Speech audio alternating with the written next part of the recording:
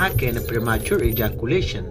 waxaa xaqiiq ah in wax kasta oo qofka ku dhacaya ay leeyihiin sabab haddaba dhibaatadan oo naqatay mid ku baahaysa dhalinyarta da'da yar waxaan soo qaadan doonaa dhowr qodob oo waxyaabahan keeni kara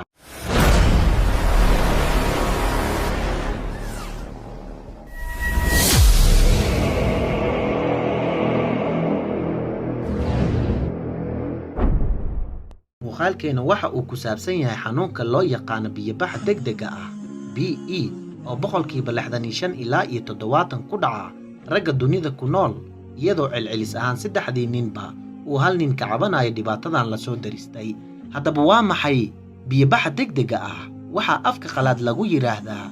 premature